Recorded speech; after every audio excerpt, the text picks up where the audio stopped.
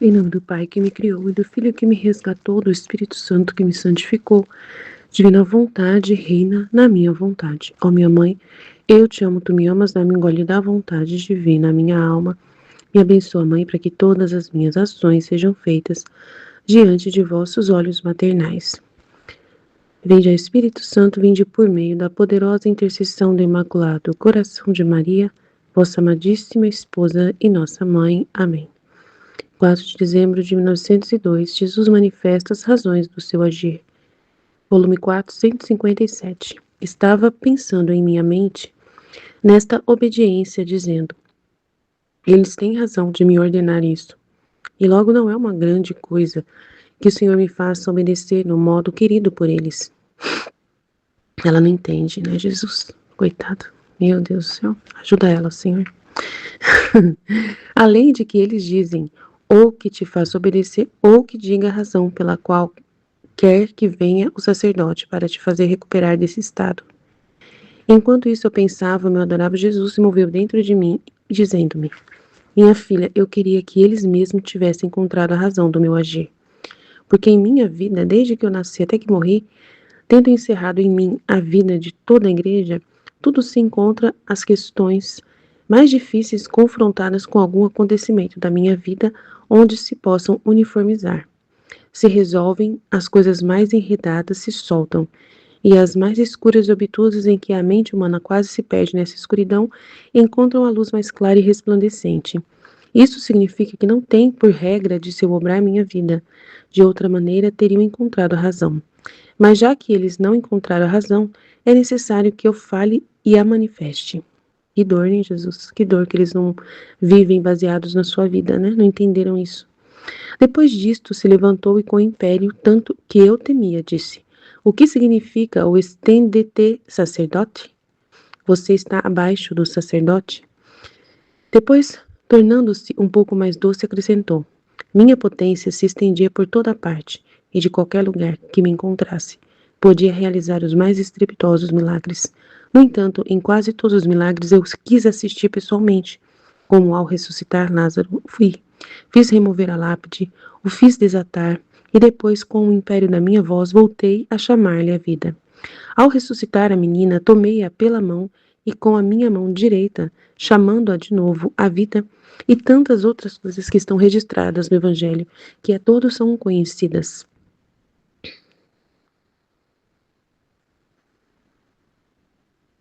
Que a todos são conhecidas. Cadê onde parou aqui? Mexeu aqui. Ué, perdi. Que a todos são conhecidas. Ao ressuscitar a menina, tomei-a pela mão, com a minha mão direita, chamando-a de novo à vida. E tantas outras coisas que estão registradas no Evangelho que a todos são conhecidas, quis assistir com minha presença. Isto ensina, estando fechada a vida futura da igreja na minha, o modo como deve comportar-se o sacerdote em seu agir. E estas são coisas que se referem a ti. Mas, em modo geral, teu lugar próprio o encontrarão sobre o Calvário. Eu, sacerdote vítima, e levantado sobre o tronco da cruz, quis ali um sacerdote que me assistisse naquele estado de vítima, que foi São João, que representava a igreja nascente. Nele eu via a todos, papas, bispos, sacerdotes e todos os fiéis juntos, e ele, enquanto me assistia, oferecia-me como vítima para a glória do Pai e para o bom êxito da igreja nascente. Isto não aconteceu por acaso, que um sacerdote me assistisse nesse estado de vítima, senão que tudo foi um profundo mistério predestinado desde ab eterno na mente divina, significando que ao escolher uma alma vítima, pelas graves necessidades que na igreja há, um sacerdote me vá oferecendo e assistindo-a e ajude-a e encoraje-a a sofrer. Se estas coisas são compreendidas, está bem, eles mesmos receberão o fruto da obra que prestam. Como São João, quantos bens não recebeu por ter me assistido no Monte Calvário? Sem troca, não fazem outra coisa que pôr minha obra em contínuos conflitos, desviando os meus mais belos desígnios. Além disso, minha sabedoria é infinita, e ao enviar alguma cruz à alma para santificar-se, não só toma uma, senão 5, 10, quantas me aprazem, a fim de que não só uma cruz, senão todas estas juntas se santifiquem. Como no Calvário não estive eu só, além de ter um sacerdote, também tive minha mãe, tive amigos e até inimigos que, ao ver o prodígio de minha paciência, muitos creram em mim como Deus que era e se converteram. Se eu tivesse estado só, teriam recebido estes grandes bens? Certamente que não. Mas quem pode dizer tudo o que me disse e explicar os mais minuciosos significados? Disse o melhor que pude, como na minha rusticidade soube dizê-lo. O resto espero que o Senhor o faça, iluminando-os para fazê-los compreender o que eu não soube manifestar bem. Então é muito interessante, né? Jesus, ele é maravilhoso nessa realidade de viver, né, em base, fazer a gente viver em base da sua vida na Terra. E tudo que ele realiza, ele quer, né, tudo que ele realiza ali fora do contexto da humanidade dele próprio, ele faz também unido à humanidade dele, com a vida humana dele. Então é muito interessante essa graça que ele faz, né? Então é uma sabedoria infinita que ao enviar alguma cruz à alma para santificá-la, não só toma uma, senão 5, 10, quantas me aprazem, a fim de que não só uma, senão que todas estas santifiquem-nas juntas. Então, ele faz de tudo para que, a partir das cruzes, a partir das dificuldades, a pessoa vai aprendendo e vai aprendendo, vai sendo cada vez mais purificada, cada vez mais unida a ele, né? A vida dele. 458, 5 de dezembro de 1902. Vê uma mulher que chora o estado dos povos. Ela lhe pede que não saia do seu estado de vítima. Encontrando-me no meu habitual estado, bendito Jesus me comunicou suas penas e, estando sofrendo, via uma mulher que chorava copiosamente e dizia: os reis se aliaram e os povos perecem. E estes, não vendo-se ajudados, protegidos, mas despojados, se perderão. E os reis sem os povos não podem subsistir. Mas o que me faz chorar mais é que vejo faltar as fortalezas da justiça que são as vítimas. Único e só sustenta que mantém a justiça nestes tempos tristíssimos. Pelo menos me dá você a palavra de não sair deste estado de vítima. E eu não sei por que me senti tão decidida que respondi: esta palavra não a dou, não. Permanecerei até que o Senhor queira, mas assim que ele me diga que terminou o tempo de fazer esta penitência, não permanecerei nem sequer um minuto a mais. E ela, ao ouvir a minha vontade irremovível, chorava mais, como se quisesse, com o seu pranto, que eu dissesse sim, e eu, mais do que nunca resolvida, disse não, não. E ela, chorando, disse: então haverá justiça. Castiga os massacres sem qualquer diminuição. Entretanto, tendo dito ao confessor, me disse que, por obediência, eu retirasse o não. Então, a Luísa, né, foi instruída pelo próprio padre para que não, né, para que voltasse a dizer sim. O padre acha importante as almas vítimas, né? Então é interessante. Então, o que ele está aprendendo com o livro do céu é justamente concordar com Jesus, né? E fazer a vontade de Jesus, entender o processo todo dessa vida de vítima, de alma vítima, de ajudar as almas, né, de ajudar a justiça a não cair sobre a terra. Que bom, né, que ele está entendendo. Eles estavam aqui preocupados, querendo saber a razão e blá, blá, blá. E aí Jesus tentou fazer com que eles entendessem por si próprios, mas eles não são capazes, né? Porque na vida deles eles não se manifestam, não manifestam a vida própria com a vida de Jesus, né? Não buscam a vida de Jesus como um modelo para nada. Então, por causa disso, eles não tiveram a luz para entender. Aí Jesus teve que explicar. E agora eles, né, vendo que a igreja deve ser essa mulher que está chorando, né? E aí a Luísa, então os reis se aliaram e os povos perecem. E estes, não vendo-se ajudados, protegidos, mas despojados, né, os povos se perderão. E os reis sem os povos não podem também subsistir. Mas o que me faz chorar mais é que vejo as fortalezas da justiça, que são as almas vítimas, único e só que sustenta e mantém a justiça nestes tristíssimos tempos. Pelo menos vem você, né? Me dá você a palavra de não sair desse estado de vítima. Mas a Luísa tá certa, ela não pode falar nada, né, direito assim para a igreja, se Jesus não quiser, porque ela vive na vontade divina, ela não vive na própria vontade. E nem na vontade de outra coisa, né? A igreja. Mas o padre, por obediência, pediu para ela retirar o não. Mas tudo bem, né? Importante é entender o que a igreja é que está pedindo para a Luísa se manter como vítima, por causa que está chorando o destino dos povos e sofre por causa de tudo que está acontecendo na Terra, né? E nós estamos vendo o período de grande perseguição aí do Frei Gilson, mas Jesus colocou no meu coração que o Frei Gilson, ele fala mesmo muita besteira, né? Desculpa falar, ele fala muita coisa exagerada, Jesus colocou para mim ontem na missa, que até minha mãe fica com medo das coisas que o Frei Gilson disse, né? Minha mãe ficou atormentada um tempo com as coisas que o Frei Gilson diz, né? E não quer dizer que ele não deve evangelizar e tal, que ele tá errado no que ele tá falando, assim, na questão do evangelho. Mas, assim, Jesus falou uma coisa ontem, ele falou, nossa, foi muito sério ontem na missa, meu Deus. Ele falou assim que é a graça que salva, né? É a graça que salva. Então, a primeira leitura de ontem foi muito forte, do som do Pedro falando, né? Que é pela graça que se salva e que não se deve amarrar pesos injustos nas costas das outras pessoas, né? E ele estava falando dos pagãos. Então, por que vocês ficam querendo obrigar os pagãos a fazerem coisas que eles não estão acostumados a fazer? E isso amedronta, isso perturba, inquieta e tal, e sendo que é a graça que salva, não é, esses costumes, assim. E aí, por exemplo, amarrar um fardo muito maior do que a pessoa pode carregar. Ir na missa todo domingo. Às vezes uma pessoa, ela tá com doentes em casa, ela tá com uma doença, ela fica apavorada porque ela tá faltando na missa. Mesmo que ela não, mas ela não entende que a dor que ela tá sentindo, a doença é uma situação que o padre, se ela perguntar para um padre, o padre vai falar que ela tá, né, doente, então que ela tem que entender que ela tem que receber Jesus na casa dela. Mas tem gente que não vai entender isso. Tem gente que não vai entender o que o padre está querendo dizer. E vai ficar apavorada. Minha mãe estava doente, com a cabeça ruim por causa da depressão, e ficava apavorada, porque ela não estava boa para sair de casa, para ir na missa.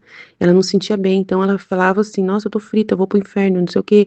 E não era isso. Então, assim, tem que ter uma explicação melhor, tem que saber falar melhor, tem que saber explicar direito as coisas e não ser tão radical. Então, o que Jesus colocou para mim, que o Frei Justo está colhendo um pouco dessa radicalidade dele, realmente. Não estou falando referente aos homossexuais, sobre, né, pecadores, esses aí são sem vergonha mesmo, querem realmente, né, aproveitar da onda da perseguição para se fartar mais ainda das libertinagens deles, isso é certo. Mas, infelizmente, realmente tem uma parte do que ele fala que prejudica as almas que Jesus coloca. E precisa se saber falar. Não quer dizer que Jesus está retirando o que ele disse no Evangelho, não, né? E que o Efraimilson está falando todo o Evangelho certo.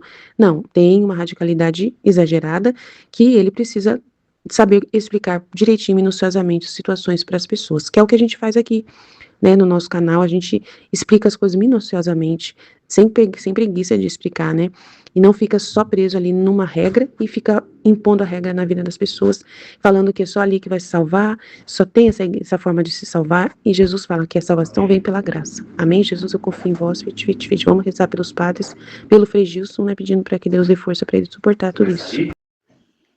Em nome do Pai que me criou, do Filho que me resgatou e do Espírito Santo que me santificou, divina vontade, reina na minha vontade. Ó minha mãe, eu te amo e tu me amas, dá-me um gole da vontade divina para minha alma. Me abençoa, mãe, para que todas as minhas ações sejam feitas diante de vossos olhos maternais. Vinde, Espírito Santo, vinde por meio da poderosa intercessão do Imaculado Coração de Maria, vossa amadíssima esposa e nossa mãe. Amém. Livro do Céu, volume 4, capítulo 157 e 158. 4 de dezembro de 1902. Jesus manifesta as razões do seu agir. Estava pensando em minha mente nesta obediência, dizendo: eles têm razão de me ordenar isso, e logo não é uma grande coisa que o Senhor me faça obedecer no modo querido por eles. Além de que eles dizem: ou que te faça obedecer, ou que diga a razão pela qual quer que venha o sacerdote para te fazer recuperar desse estado. Enquanto isso, eu pensava, meu adorável Jesus se moveu dentro de mim, dizendo-me: minha filha, eu queria que eles mesmos tivessem encontrado a razão de meu agir, porque em minha vida, desde que nasci até que morri, tendo encerrado em mim a vida de toda a igreja, tudo se encontra. As questões mais difíceis, confrontadas com algum acontecimento da minha vida, onde se possa uniformizar, se resolvem. As coisas mais enredadas se soltam, e as mais escuras e obtusas, em que a mente humana quase se perde nessa escuridão, encontram a luz mais clara e resplandecente. Isto significa que não tem por regra de seu obrar minha vida. E isto significa que não tem por regra de seu obrar minha vida. De outra maneira, teriam encontrado a razão. Mas, já que eles não encontram a razão, é necessário que eu fale e a manifeste. Depois disto, se levantou e com império, tanto que eu temia, disse: o que significa o stand de sacerdote? Você está debaixo do sacerdote? Depois, tornando-se um pouco mais doce, acrescentou: minha potência se estendia por toda parte, e de qualquer lugar que me encontrasse, podia realizar os mais estrepitosos milagres. No entanto, em quase todos os milagres, quis assistir pessoalmente, como ao ressuscitar Lázaro. Fui, fiz remover a lápide, o fiz desatar, e depois, com o império de minha voz, voltei a chamar-lhe a vida.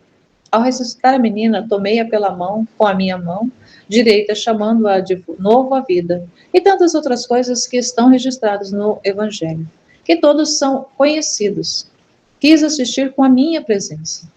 Isto ensina, estando fechada a vida futura da igreja na minha, o modo como deve comportar-se o sacerdote em seu agir. E estas são coisas que se referem a ti, mas, em modo geral, teu lugar próprio o encontrarão sobre o Calvário. Eu, sacerdote vítima, e levantado sobre o tronco da cruz, quis um sacerdote que me assistisse naquele estado de vítima, que foi São João, que representava a igreja nascente. Nele eu via todos, papas, bispos, sacerdotes e todos os fiéis juntos a ele, enquanto me assistia. Oferecia-me como vítima para a glória do Pai e para o bom êxito da igreja nascente. Isto não aconteceu por acaso, que um sacerdote me assistisse neste estado de vítima, senão que tudo foi um profundo mistério predestinado desde ab eterno na mente divina, significando que, ao escolher uma alma vítima pelas graves necessidades que na igreja há, um sacerdote me lá ofereça, assista-a, ajude-a e encoraje-a a sofrer. Se estas coisas são compreendidas, está bem, eles mesmos receberão fruto da obra que prestam, como São João. Quantos bens não recebeu por ter me assistido no Monte Calvário? Se em troca não fazem outra coisa que pôr minha obra em contínuos conflitos, desviando meus mais belos desígnios. Além disso, minha sabedoria infinita, e ao enviar a uma cruz a alma para santificar-se, não só toma uma, senão 5, 10, quantas me aprazem, a fim de que não só uma, senão todas estas juntas se santifiquem, como no Calvário. Não estive eu só, além de ter um sacerdote, tive uma mãe, tive amigos e até inimigos, e ao ver o prodígio de minha paciência, muitos creram em mim como o Deus que era, e se converteram. Se eu tivesse estado só, teriam recebido estes grandes bens? Certamente que não. Mas quem pode dizer tudo o que me disse e explicar os mais minuciosos significados? Disse-o o melhor que pude, como na minha rusticidade soube dizê-lo. O resto espero que o Senhor faça, iluminando-os para fazê-los compreender o que eu não soube manifestar bem. Tá, aqui é a Luísa no final falando, mas quem pode dizer tudo o que me disse, tudo que Jesus falou para ela, e explicar minuciosamente o que significa cada coisa que ele disse? Ela disse o melhor que ela pôde, mas com a rusticidade, ela era rude, ela soube dizer o que ela conseguiu. E ela esperava que Jesus iluminasse os sacerdotes para que eles compreendessem aquilo que ele estava manifestando para ela e ela não sabia explicar.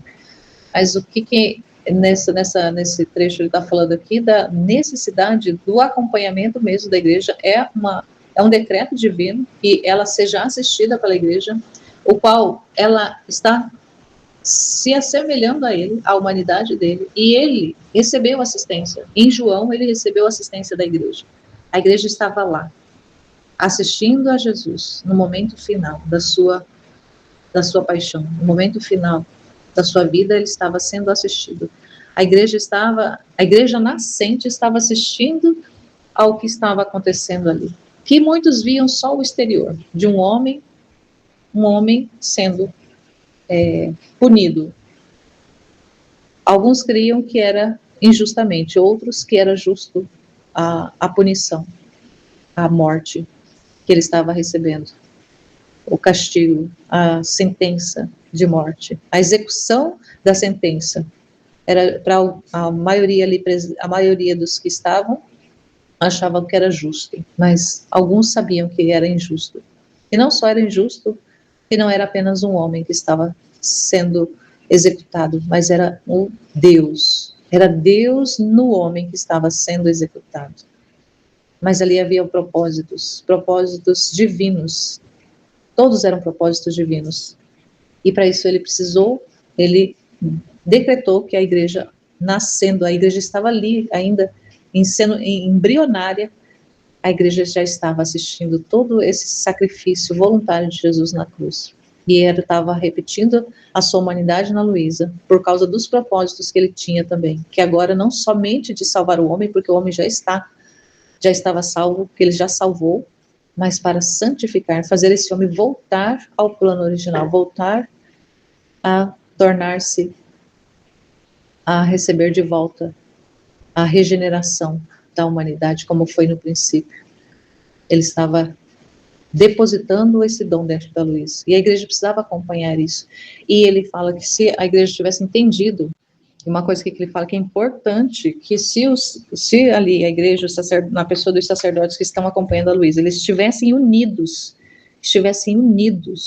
com Deus, eles saberiam exatamente, se eles estivessem sob a luz, se eles estivessem unidos com o Senhor, eles entenderiam cada passo que ele estava fazendo, eles compreenderiam, eles não precisavam ficar perguntando toda hora, isso e aquilo, o que ele está fazendo agora, o que ele quer agora, eles saberiam, eles acompanhariam, mas de forma íntima, de forma sobrenatural também. O que acontecia sobrenaturalmente com a Luísa, quem estivesse acompanhando ela também acompanharia o fluxo da sobrenaturalidade dos acontecimentos, do desenvolver dessa realidade, dessa missão, desse mistério que acontecia com ela. Eles estariam sabendo. E não colocariam oposição, não se colocaria de frente com Deus, mas estariam concordando, estariam assistindo de forma também voluntária, amando ser pessoas escolhidas para estarem ali. Imagina o quanto de privilégio que essas pessoas que tiveram a oportunidade de acompanhá-la, de assisti-la em nome da igreja, que privilégio foi para essas pessoas. E quanto será de informação, de luzes que essas pessoas não perderam, por causa talvez de fechamento, de dureza de coração, de tantas coisas, tantas realidades que possam ter colocado nuvens e trevas, né, barreiras entre essas pessoas e o plano de Deus. E aí faltavam as luzes, faltava a compreensão, por causa que não estavam unidos. Assim, muito lindo o que ele fala aqui. Ele fala aqui dessa realidade de... E também, importante quando ele fala aqui, que ele poderia realizar qualquer prodígio, qualquer milagre à distância. Não faltava para ele poder, mas ele fazia questão de estar presente, de estar lá. Ele fala do caso do Lázaro, o caso da menina lá, da Talita, e alguns milagres que ele esteve presente, ele esteve ali no momento e dando o comando de acontecer. Mas ele poderia fazer com qualquer pessoa, assim como ele fez com a filha da viúva, ele fez com o empregado do romano lá, do soldado romano, o funcionário dele, e tantos outros também que ele fez de forma remota. Ele podia fazer com quem ele quisesse, na hora que ele quisesse, não era poder que faltava, mas ele fazia questão de estar lá pessoalmente, fazendo, operando, e assim ele queria que a igreja também fosse, porque a igreja representa o próprio Deus, então que fosse ali a presença do próprio Deus externamente, fazendo, dando o fiat, acompanhando o processo, ele sobrenaturalmente e a igreja visivelmente ali, mas também representando Deus, acompanhando todo esse processo, todo esse plano de Deus, esse desenrolar do plano de Deus na vida da Luísa Picarreta. É muito, muito lindo o que ele fala aqui nesse texto, meu Deus. Aí no outro texto de 5 de dezembro de 1902, vê uma mulher que chora o estado dos povos. Ela lhe pede que não saia de seu estado de vítima. Encontrando-me no meu habitual estado, o bendito Jesus me comunicou suas penas, e estando sofrendo, via uma mulher que chorava, copiosamente dizia: os reis se aliaram e os povos perecem, e estes não vendo-se ajudados, protegidos, mas despojados, que se perderão. E os reis sem os povos não podem subsistir. Mas o que me faz chorar mais é que vejo faltar as fortalezas da justiça, que são as vítimas, único e só sustenta que mantém a justiça nestes tempos altíssimos.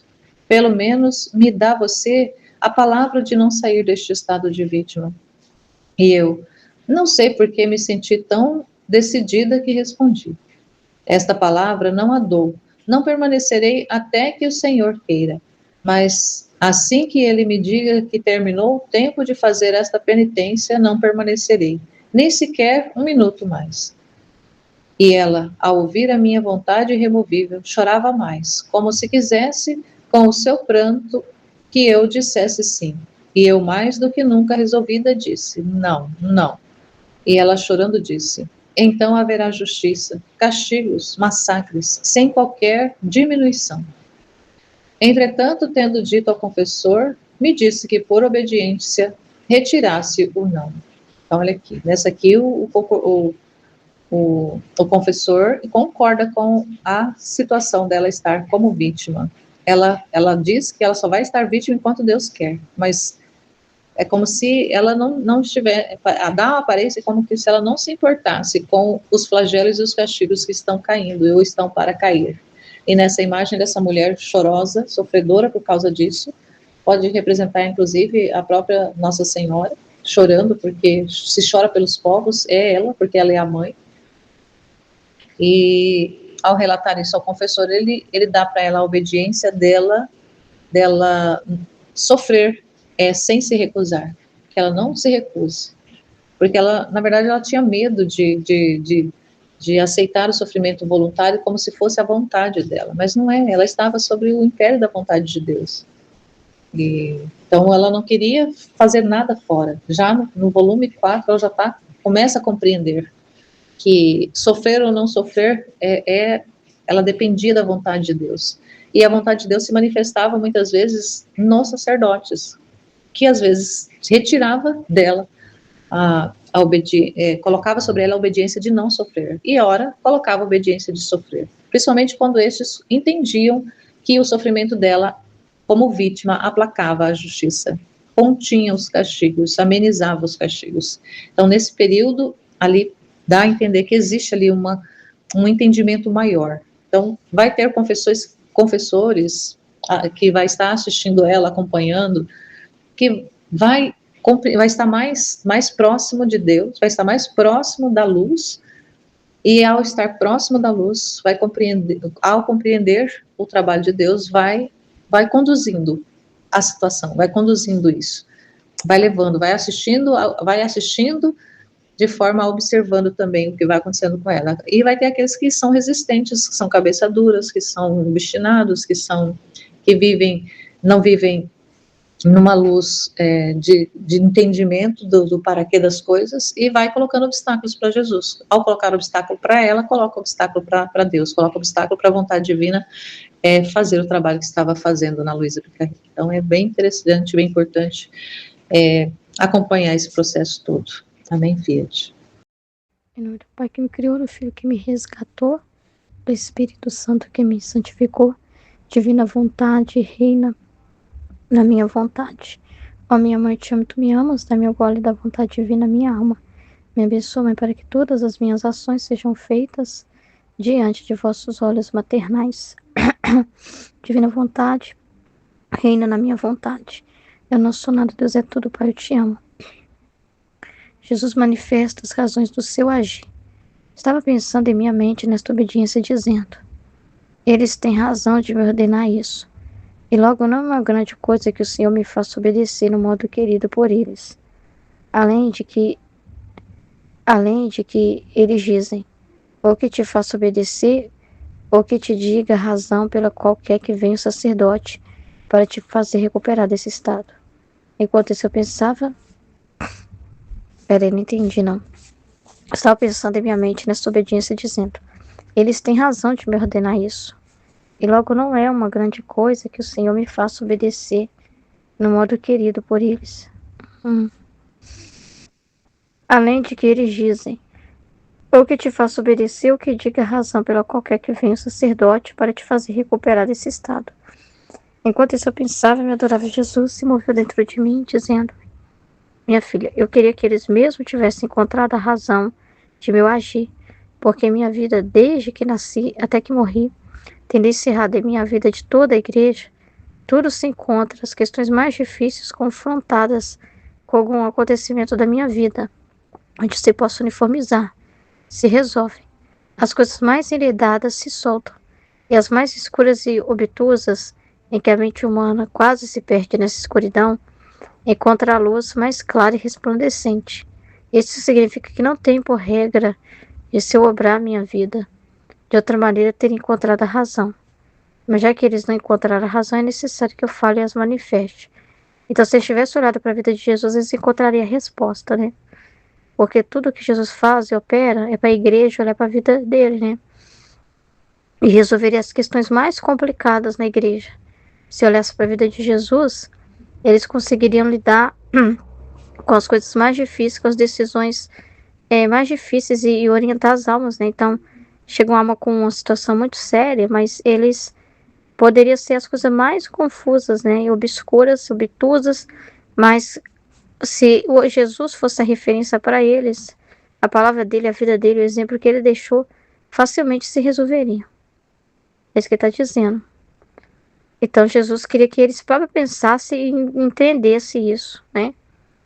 E aí Jesus vai explicar, né? Depois disso, se levantou e com o império, tanto que eu temia, disse, o que significa o estende-te sacerdote? Você está abaixo do sacerdote.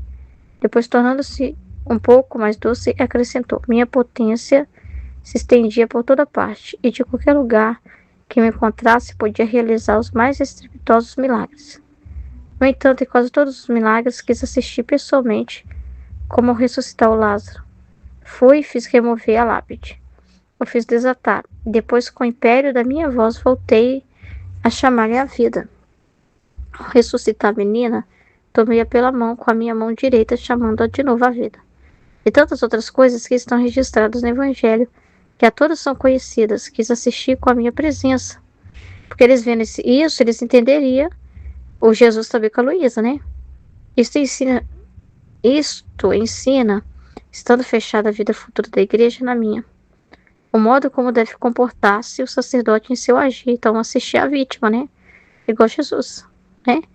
E assistir aquela pessoa igual a Jesus. E estas são coisas que se referem a ti, mas em modo geral, teu lugar próprio encontrarão sobre o Calvário. Eu, sacerdote vítima, e levantando sobre o trono da cruz, quis um sacerdote que me assistisse naquele estado de vítima, né? Que é o João. Então, assim, eles também entenderiam, né? Vendo esse exemplo de João ali aos pés da cruz. Que foi São João, que representava a igreja nascente. Nele eu via a todos, papas, bispos, sacerdotes e todos os fiéis juntos. E ele, enquanto me assistia, oferecia-me como vítima para a glória do Pai e para o bom êxito da igreja nascente. Isto não aconteceu por acaso, que um sacerdote me assistisse nesse estado de vítima, senão que tudo foi um profundo mistério predestinado desde a eterna, na mente divina, significando que, ao escolher uma alma vítima pelas graves necessidades que na igreja há, um sacerdote me lá oferecia, assistia, ajude-a e encoraje-a a sofrer. Se estas coisas são compreendidas, não seria tão complicado eles entender isso, né? Mas porque ir lá e todo dia o sacerdote até a Luísa, não seria tão burocrático, tão complicado, se eles tivessem essa ligação com a vida de Jesus, eles viriam aí, né? Nosso dever mesmo. É o nosso dever mesmo, é dever de expor um padre para isso. É dever da igreja. Porque o dever da igreja é assistir a vítima lá, igual o João assistiu Jesus, né? Tipo assim, é dever da igreja esse trabalho, não tem nada de errado. Entendeu? Não teria tanta burocracia, tanta complicação, que eles têm tanta dificuldade em resolver certas coisas e entender certas coisas, porque não olha para a vida de Jesus. Porque se olhasse para a vida de Jesus, entenderia com mais clareza, né? Está bem, eles mesmos receberão fruto da obra que presta, como São João. Quantos bens não recebeu por ter me assistido no Monte Calvário? Se em troca não fazem outra coisa, e por minha obra em contínuos conflitos, desviando meus mais belos desígnios, né? Que é não mandando o padre, né? Não autorizando mais, né? Suspendendo, não fazendo esse trabalho, entendeu? E achando que isso tem nada a ver com a igreja, achando que isso tem nada a ver com Jesus, né? Vendo dificuldades, né? Vendo problema nisso, né? Por colocar confusão. Então é difícil. Além disso, minha sabedoria é infinita, e eu enviar alguma cruz à alma para santificar-se. Não só toma uma, senão 5, 10, quantas me aprazem, a fim de que não só uma, senão todas essas juntas se santifiquem. Como no Calvário, não estive eu só, além de ter um sacerdote, tive uma mãe, tive amigos e até inimigos, que ao ver o prodígio de minha paciência, muitos creram em mim como o Deus que era e se converteram.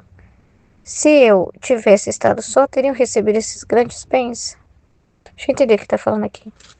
Minha sabedoria infinita, e ao enviar alguma cruz à alma para santificar-se, não só toma uma, senão 5, 10, quantas me aprazem. E ele usa da vida dela para tocar outras, né? Como no Calvário, eu não estive só. Além de ter um sacerdote, tive uma mãe, tive amigos e até inimigos. Que ao ver o prodígio de minha paciência, muitos creram, né? Como o ladrão lá que se converteu. Então é assim que ele está usando desse sofrimento da Luísa. Ele está usando disso também para atrair almas, né? Para fazer. Nossa, é muito mais ainda, né? No alma que está na divina vontade, meu Deus. Mas quem pode dizer tudo o que me diz e explicar os mais minuciosos significados? Disse o melhor que pude, como na minha rusticidade soube dizê-lo. O resto espero que o Senhor o faça iluminando para fazê-los compreender o que eu não soube manifestar bem. Então, isso aqui é para os padres lerem e entenderem, né? Mas o que eu acho interessante é isso que Jesus fala, né? A resposta, a luz, está na vida dele. E a resolução de qualquer situação está na vida dele, né? E a Luísa tá vivendo a vida de Jesus. É por isso que foi falado, né? Aquela luz que ela é o espelho do mundo, né? Para os sacerdotes entenderem como que Deus trabalha, porque é a humanidade de Jesus na Terra, né? Então a resposta está em Jesus para qualquer coisa, né?